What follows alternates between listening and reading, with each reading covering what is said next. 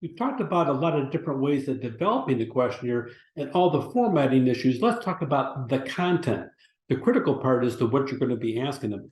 You want to make sure your questions are clear and concise. You don't want to have any kind of ambiguous language where it leaves them wondering what it is you're asking.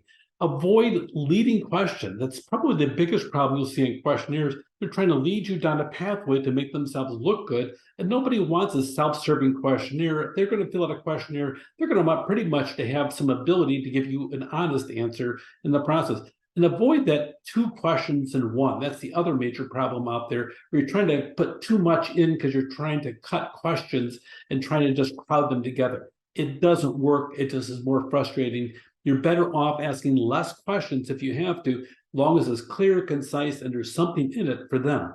So here's some examples of bad survey questions. A leading question: how great is our hardworking service team? It's a bad question because you're trying to tell them that they have a hardworking service team. You're already trying to tell them the answer. Yo, on this 5-point scale, give us a 5, 5, 5. That's not fair.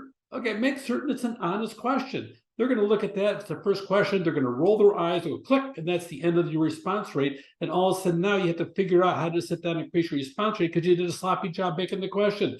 No leading questions. Don't do loaded questions. How often do you exercise twice a day?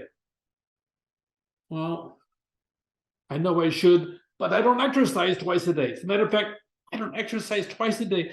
My most difficult exercise to do any lungs go click, click, click. My thumb gets to work at all the time, working the TV remote control. Don't ask a question like that because you're asking them specifically twice a day. That is not what you should be asking them. How often do you exercise is the much more intelligent question than twice a day. Be careful about what you're asking for. And also, maybe it's an audience issue, but make certain don't put a loaded question in. The double barrel one: was the product easy to find and did you buy it? Well, do you want to know if it was easy to find or did I buy it? I didn't buy it because I thought it was overpriced, but I found it pretty easy. Trying to pay $1,000 for a roll of gummy bears is, a bag of gummy bears is, I thought it was kind of expensive, so I thought I passed on that. Okay, did you buy it? Okay, did you buy the product? Is a separate question than was it easy to find? Avoid the jargon stuff. And it's incredible how much jargon is out there. You're so immersed in your topic. You're excited about it. You love the product. You're working to sit there trying to promote your business or whatever it may be. How was FaceTime with your customer support rep? Well, I didn't see them face to face. I talked to them on the phone. Well, it's the same thing. No, it's not. This is the face. This is an ear. They're two different things. So don't give me ear time and say it's FaceTime. You're going to get a lot of people that will misinterpret what that means. And what's a customer support rep? Is that my salesperson? Is that mechanic that came out to fix it? I don't. Make certain you avoid the jargon. And be careful about how you have the scale set up. How easy was it to log into the company website? Yes or no? Well, how easy was it is not a yes or no answer. How easy was I didn't understand. Click, there goes your survey responses. Double negatives. Was the facility not unclean? Not unclean. Let's see.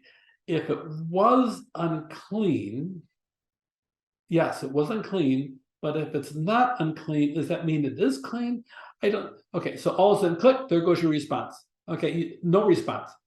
And then the confusing format, nowadays, it's going to be hard telling what they're going to respond on. It could be on Instagram. You sit down and send a survey, click, click, click. It could be on an SMS, a short message system you have over there, or texting you. It could be a matter of, here's an email, here's this, here's that.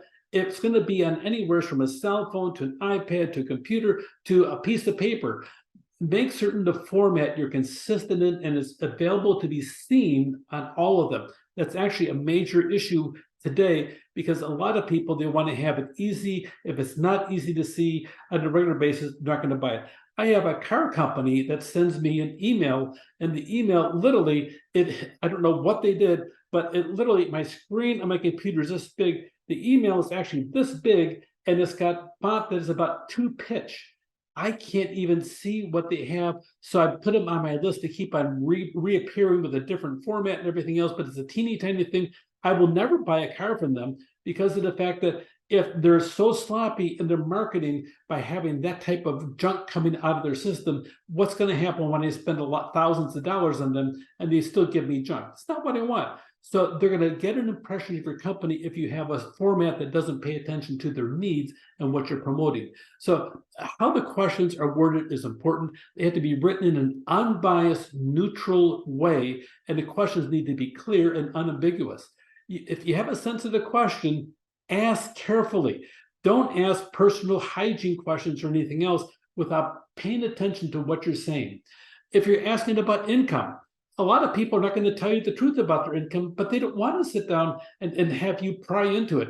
Do you make this much money or this much money or this much money? All of a sudden now it looks like that you're working for some type of thief competition. They're going to come in your neighborhood and steal your stuff. No, don't ask those questions, but it's probably extremely asked if you have to do that research. That is not primary research, it's probably secondary research where you're looking by region.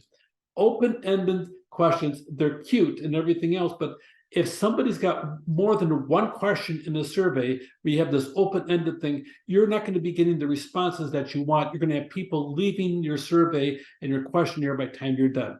So be careful. Make certain you put relevant, interesting, non-threatening questions first. Save the generic questions like the demographic ones for last, and make sure the sensitive questions go in the late and middle. So be careful about the aspect. Look on the structure. Don't terrify them when they first open to it. If you're going to sit down and have to ask some difficult questions, put it in the middle towards the end when they're already comfortable answering stuff, so they have a rhythm as they're going through the questionnaire. Cluster-related content to eat a bird of responding. You don't want to jump back and forth on topics. You want to keep them on topic. The more white space, the better. By white space, we mean keep a lot of black ink, keep it all compartmentalized. The less words, the better. Shorter is always better. Sentences, 8-word sentences have a 100% retention rate. 15-word sentences have a 40% retention rate. Make certain you have shorter if you possibly can. It's always better. If you have too many long sentences, they're not going to read it. They're not going to understand it. Avoid questions that are hard to answer. Look at the multiple format issues. Avoid the jargon. How people can answer, how they're going to go about doing that, and exactly what you're really asking them. All that is part of the aspect of the content. The questionnaires, if you pay attention to these 3 lessons, you're going to be able to develop a questionnaire, but especially pay attention to the bad questions because they're easy to fall into a trap to make it confusing for your end recipient. Take care.